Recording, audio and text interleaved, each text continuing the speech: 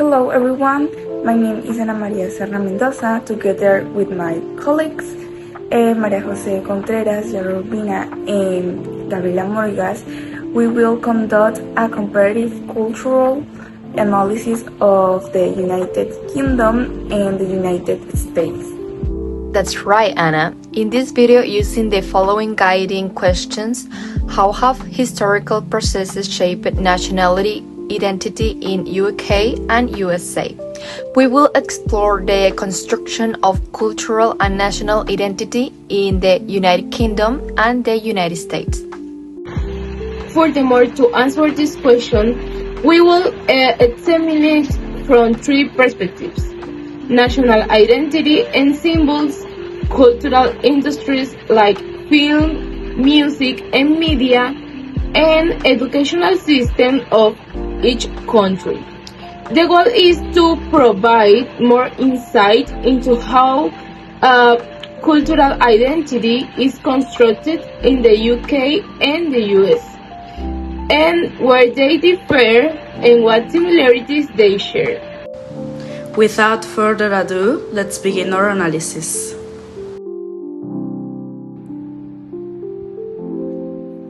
First of all, we must understand what a national symbol is. Dr. Williams defines a national symbol as a small key to the big K towards national identity, national dignity, national moral uplifting. In this way, national anthems and flags constitute the clearest and most powerful affirmation of identity, as they create bonds and unity within the community. In the case of United Kingdom or the United Kingdom of Great Britain and Northern Ireland, which is its official name, the most representative national symbols are the flag, commonly known as the Union Jack, which is blue, white, and red. It is composed of the crosses of A.C. George, A.C. Andrew, and A.C. Patrick, representing England, Scotland, and Ireland. Wales was not represented as it had joined England at the time of its design. Then there is the anthem. The United Kingdom's anthem is called God Save the King, of French origin, first performed in 1745 in London. There is also the coat of arms, the United Kingdom's coat of arms, or Royal Coat of Arms. Currently, its function is to identify the person who is head of state. In the design, the shield shows the various royal emblems of different parts of the United Kingdom. The three lions of England in the first and fourth quarter, the Lion of Scotland in the second, and the Harp of Ireland in the third. In addition, it is surrounded by the motto, which means evil to him who evil thinks, symbolizing the order of the gatherer. The shield is supported by the English lion on the left and the Scottish unicorn on the right. Below appears the motto, meaning God and my right. Typically, the national floral emblems of the kingdom, the two roses for England, the thistle for the Scotland, and the shamrock for Northern Ireland, are displayed beneath the shield. On the other hand, we have the flag of the United States of America, which consists of 13 horizontal stripes of equal size, 7 red and 6 white alternating, and a blue rectangle in the upper left corner with 50 white 5-pointed stars. Unlike the flag of the United Kingdom, this flag did not arise as the result of a political union between kingdoms, but rather as a symbol of the patriotic cause and to unite the 13 colonies in their struggle for independence from England. As for the national anthem of the United States, the Star-Spangled Banner, it was adopted in 1931, although it was written in 1814 to celebrate the resistance of American troops against the British bombardment of Fort McHenry. The coat of arms of the United States, or as it is officially known, the Great Seal of the United States, features a bald eagle with a shield bearing 13 stripes on its chest, representing the original 13 colonies, and its color blue, red, and white. In its left talon, it holds an olive branch, which represents peace, and its leaf embodies each number 13. On the other hand, in its right talon, it holds 13 arrows, signifying a readiness for battle. Above the bald eagle, a constellation of 13 stars can be seen, symbolizing a new nation. The final element is the 13-letter Latin phrase "E pluribus unum", meaning "out of many one". Another difference worth noting between the United Kingdom and the United States is the flower emblem. While in the United Kingdom flowers serve to define and recognize regional identities, in the United States it is a symbol of life and love and devotion, of beauty and eternity, as former President Ronald Reagan states in his 1986 proclamation. It is clear that there are certain similarities between the national symbols of the United Kingdom and the United States, such as the colors of the flag, which are blue, red, and white, and the floral emblem, the rose. As a result of British colonization of the American territory, many cultural and political elements had a direct or indirect influence of the construction of the United States identity. Luis Polido Rich's essay summarizing hybridity, critique and future of a concept, although its concept applies to the modernity, follows the idea that cultures are neither pure nor homogeneous, but rather are formed through the contact of different traditions, influence, and historical process. Consequently, this approach allows us to understand that national identities and symbols are the result of a historical process of cultural interaction, in which each nation reinterprets these elements according to its own context. The cultural and creative industry can be defined as the sector dedicated to the production, promotion, and dissemination of cultural and creative goods and services, including the economic sector that encompasses the symbolic, sensory expression, and aesthetics. This sector plays an active role in shaping a region's identity. This cultural industry is largely sustained by globalization. But what is globalization? Globalization is a transformative process encompassing various economic, technological, political, and cultural aspects on a global scale. It consists of the progressive spread of communication and interdependence among the diverse countries of the globe, thereby uniting their markets, societies, and cultures through a succession of changes at social, economic, and political levels, but above all technological, since these are the future of humanity. In this case, we have two regions that boast very rich and thriving cultural industries, which help create a distinct sense of identity, not only for the people living in those regions, but also for the rest of society that witnesses these industries. How the cultural industry developed in the United States. The United States has a cultural industry that took shape in the early 20th century, a period that saw the birth of mass media, notably radio and film. gaining momentum with the rise of Hollywood.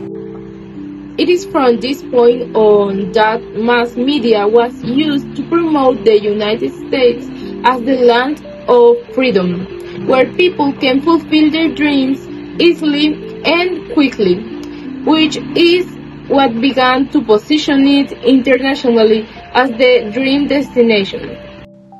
By the end of the 20th century, the US music industry had established itself as the most dominant in the world, thanks to artists like Michael Jackson, who became a global phenomenon, allowing American identity to present itself as a symbol of modernity and entertainment.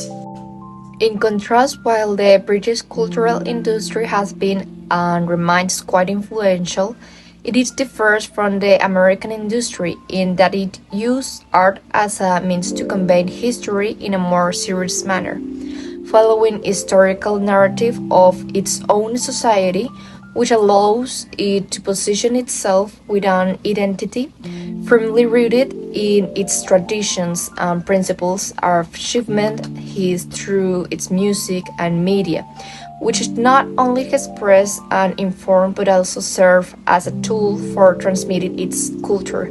The differences in the cultural industries stem mainly from the fact that in the UK people tend to be more reserved and polite than Americans. The British have a strong sense of tradition and monarchy, which goes hand in hand with their history and heritage.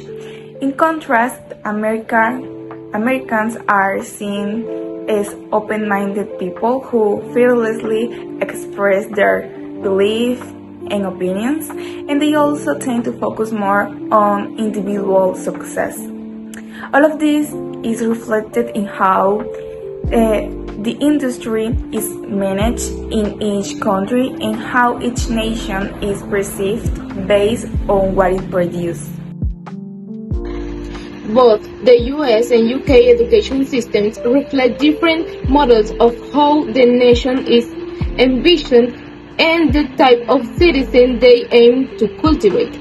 To better understand the differences and similarities between these models established in these two nations, we will describe below how they are structured, organized, and operated. According to the International Student website, the United Kingdom education system is organized into 4 main stages, named as follows. First comes primary education, followed by secondary education, further education, and finally higher education. School attendance is compulsory from approximately age 5 to 16. In addition, it is structured into key stages, with formal assessments, with the General Certificate of Secondary Education, or GCSE, stage at age 16 being the most important. In England, Wales, and Northern Ireland, there is a national curriculum that sets common content standards, while Scotland operates under its own framework. The United States follows the K-12 systems, and term formed by combining the initial of kindergarten with the 12th grade of free education provided by the country. This system is divided into elementary school, kindergarten through 5th grade, middle school, 6th through 8th grade, and high school, 9th through 12th grade. There is not a single national curriculum. Each state and school district defines its own standard, content, and tests within a broad federal framework. And upon successfully completing the final grade, students receive a high school diploma, which is a basic requirement for admissions to college or post-secondary vocational training. Upon analyzing and comparing both educational systems, we discovered the following. The educational systems of the UK and the US share several fundamental structural similarities that reflect their common Anglo-Saxon heritage. Both countries divide compulsory education into primary and secondary stages, with the US using the K-12 system and the UK using key stages lasting approximately 11 to 12 years from ages 5 to 16 or 18, culminating in a final qualification called GCSEA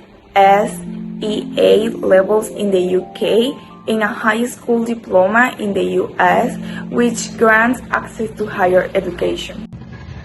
Furthermore, both systems prioritize public, free, and compulsory education, with a strong emphasis on standardized assessments to measure student progress, and prioritize civic values such as democracy and national history in their core curricula.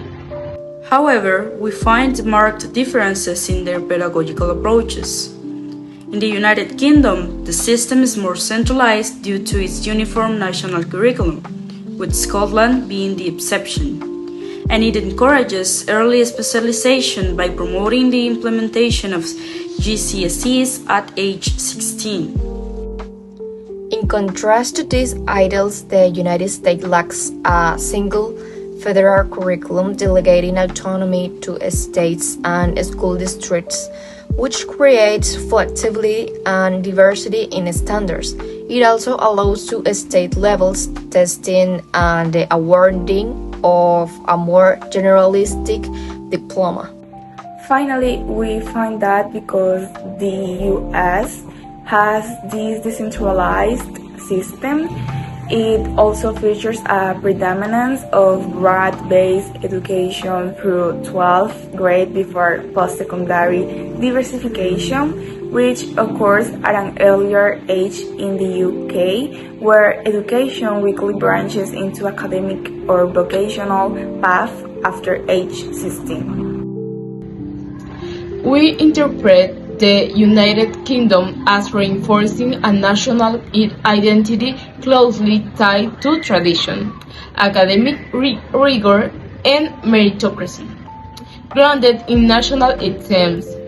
Furthermore, the existence of what we might call a unified curriculum facilitates a shared narrative regarding history, culture, and citizenship.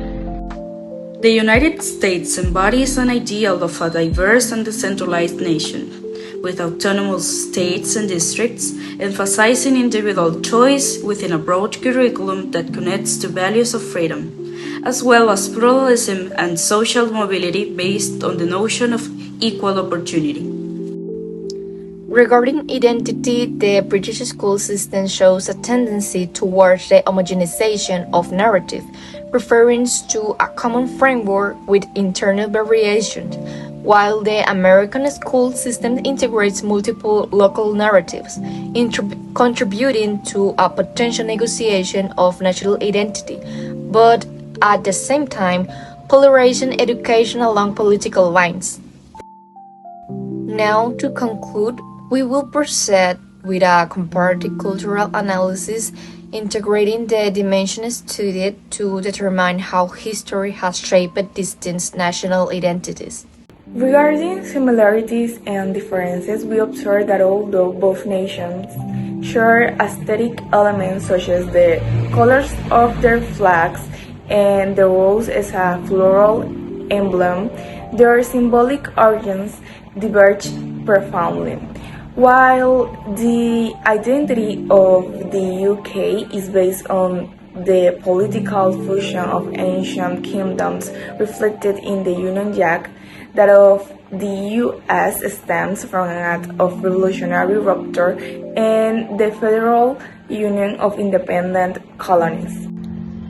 When it comes to cultural industries, the United Kingdom projects an identity rooted in tradition and a reserved historical narrative. In contrast, the United States leverages its media hegemony to promote the ideal of individual success and modernity, positioning itself globally as a destination for self-realization. In the educational sphere, they share the same structure of compulsory and free education. However, the British model stands out for its centralization and early specialization through the national curriculum, while the American system prioritizes decentralization and state autonomy, reflecting a pluralism that aligns with the values of individual freedom and national mobility. Likewise, based on the guiding question, historical processes have shaped these identities in opposite ways in the UK. Its current history serves as an anchor to tradition and the monarchy, fostering cohesion through stable institutions within the country.